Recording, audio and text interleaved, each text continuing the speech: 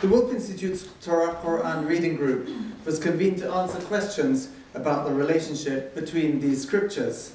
And Miriam, thank you for encouraging me to convene it and for having chaired it so well. It's obvious to anyone who's read the Qur'an and the Bible, or more specifically I'll talk about the Torah, the 5 books of Moses, that there is a relationship. The Qur'an mentions the name of Abraham 72 times, and Moses or Musa 136 times, and for comparison, Muhammad is only mentioned by name 4 times. So questions arise, such as, why does the Qur'an comment so extensively on material contained in the Torah? What's the significance of any differences in the accounts? And does the Qur'an refute the Torah, or does it validate it? Well, Western scholarship of these matters was initiated in the early 1800s by Abraham Geiger, whose standpoint was that the Qur'an was a garbled version of the Bible. And this rabbi's approach fits with the statement held, I think, by all religions: our scripture is accurate, your scripture is not accurate. An unprovable statement, and one which is not very helpful to interfaith relations. So to draw out the views of modern scholars, we at the Woolf Institute assembled a group of professors from around the world: Los Angeles, Texas, Chicago, Oxford, Cambridge, Tübingen, and Abu Dhabi. And we pressed each of them to discuss and then conclude whether they agreed or disagreed with statements that we posited. And we found that today's scholars are coming around to a very different view to that of Abraham Geiger.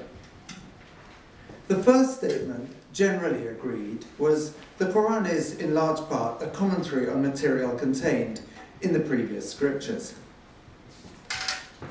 And maybe some of the participants thought that instead of the word a commentary on the contents, maybe it was a retelling or interpretations of or in conversation with, but mostly they agreed it, except that Philip Wood, who was here earlier, pointed out he's still here. That the Qur'an was often commenting not on the previous scriptures themselves, not on the Torah itself, but commenting on Christian interpretations of the Bible.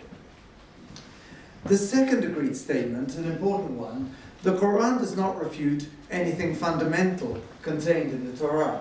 I mean, it says so itself. Here's one example of a verse.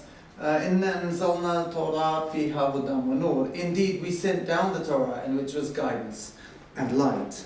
And the only wavering or dissenting voices on this one were those questions about what exactly the Qur'an was referring to when it talked of the Torah.